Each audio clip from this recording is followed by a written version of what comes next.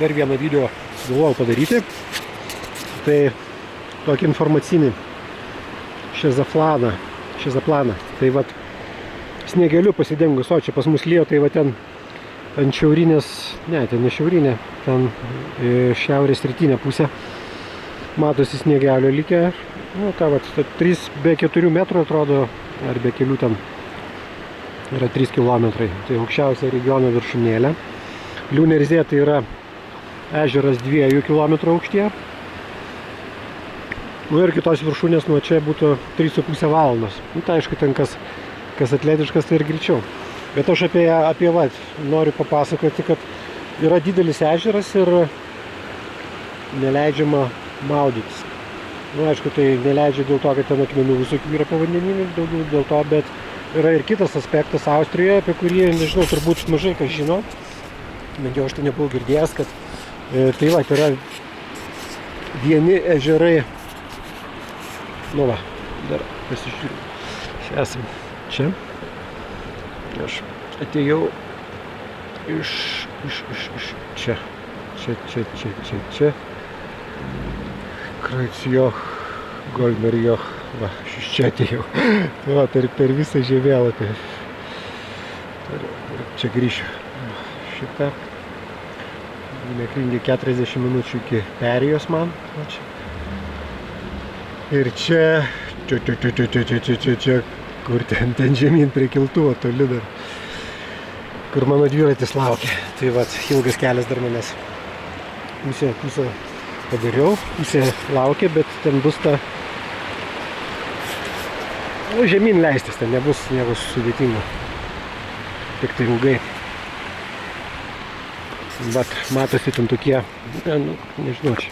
Ar matysis, bumbulai ant trosų kabo. Tai ten yra keltuvas į Hiutę kelią, elektra eina ir ten krovinius tuo pačiu kelią.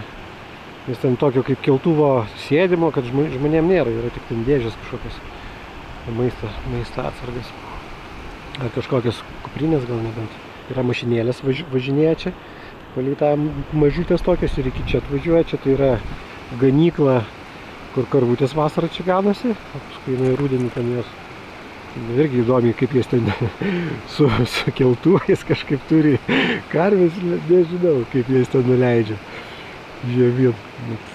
Įdomu.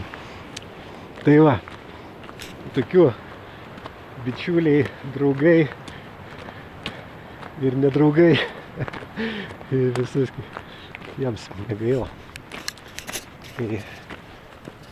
Kai daug turi, tai negaila. Dalinuosiu. Gražiai energija. O, kinukai liko kažkieno. Gražiais vaizdais. Ir žinutė pasiusta. Ir mano ketinimai, tai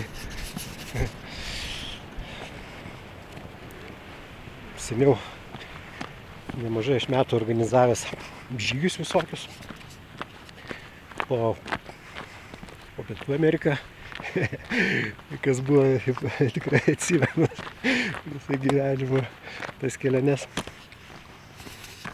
Ir planuoju.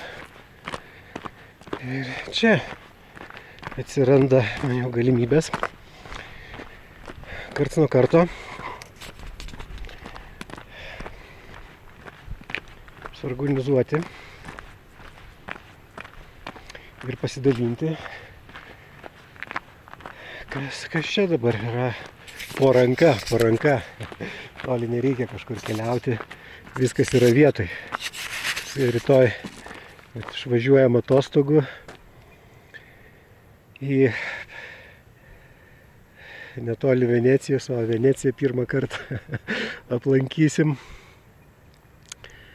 Bet visada man būna paskutinius kelis metus smagiausia grįžti atgal čia į namus, į Alpes. Smagiausia būna kelionės dalis. Ir vis kiekvieną kartą vis pasitvirtina tas. Tai va tikrai tuo ketinu pasidalinti ir iškviesti kažkokius, kam reikia gal ten biškį užmotyvuoti ir nukreipti tinkamą linkme. Tai ir padarysiu.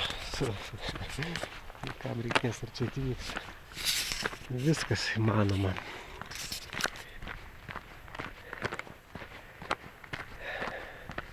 Žydrynė kokia. Sekęs vanduo šiais metais truputį nuleido, nes dambos remontą, ten dambas stovi, dambos remontą, ten kažkokių užsiema ir dar tuo pačiu infrastruktūrinis naujas ruošiamas čia projektas aplinkui, vat čia pirmas kalnas, nežinau, čia jos viršūnės, bet kaip vadinasi, bet ten apie turbūt 2500 maždaug. Bet už jos yra perėja, ten antras kalnagūbris, tai antram kalnagūbrį yra saula viršūnė ir tarp jų yra praėjimas, perėja iš kairės apeinant pusės. Aš eisiu čia pro dešinę žalę, čia greičiau. Ten irgi yra labai fainas. Esu gal ir video daręs, galvoju. Fainas labai praėjimas. Mėlynos kategorijos trasa, čia kaip žinoma, tai ten būna jau oficialiai, tai kad tokias eiti reikia turėti šalmą, pirštinės, atitinkamus batus ir savisaugos komplektuką, nu ten aprišai su karabinais. Bet aš tai einu juos, jeigu alpinistinė veikla kas apsiema, tai eini tokius ir gerai stačiose vietose, jeigu jautiesi, tai viską yra rankom įsikipsti ir be nesisaugant, ten specialiai įrangą galima viską ten reikėti. Tai va, dabar šitą neliukas.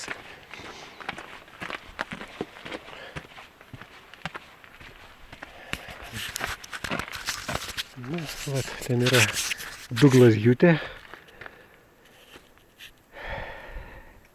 kur alpinistų daug atvaro, tai dažnai ten miega, kad paskui iš kur atėjau ten rodžiu, iš to slėnio lipa. Yra čia vatuolinių maršrutų.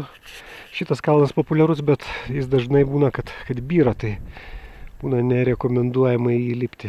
Ir tas Šezaplana, tai ir kitas prieš tai bokštas, tas labai neblogas yra. Toks alpinistinių požiūrių su virvutėm, kas mėgsta, tai ten yra ką pasikabaroti.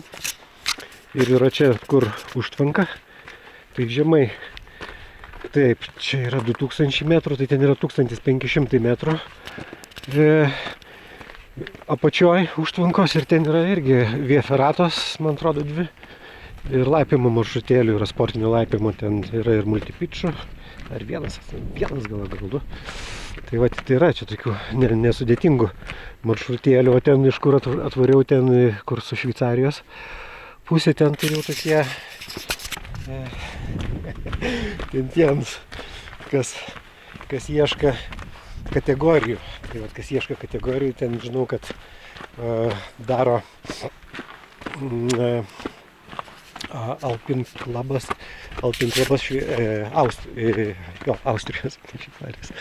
Austrijos tokius mokomosius ten kopimus.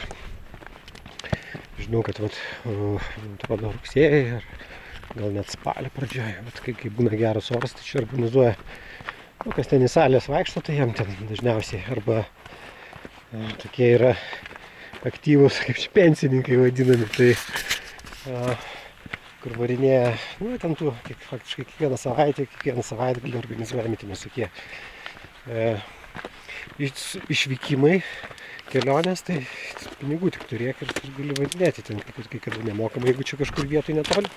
Į kitas šalis, tai aišku, ten kainuoja atitinkamai ir tokiam nelabai dideliam grupėm vidutiniškam, tai pensininkams labai faina, nevaryti ten bendraminčių ten susirasti.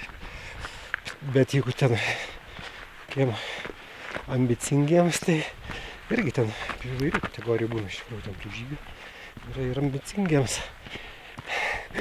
jaunuoliams ar tokiems kaip aš, ką ten veikti. Bet aš kol kas tai Dabar toks vienišas liūtas varau. Solo dabar svarbiau su savo energijom susitvarkiau ir reikia truputį į kitą lygį dar pakelti. Tam tikras sritis patempti. Bet viskas, kai svarbu taktiką tinkamą užduoti, o strategija man jau matosi viskas, kaip čia vyksta. Abejonių nėra. Tuo, ką darau. Tai va, čia buvo rasės iš Mėnulio ežero, nuo Mėnulio ežero Liūnerzė. Būk ištroškęs, elkis beprotiškai. Ačiū visiems už dėmesį. Gražaus jums, draugai, bičiuliai ir visi kiti, ko nepažįstu. Gražaus jums rugsėjo.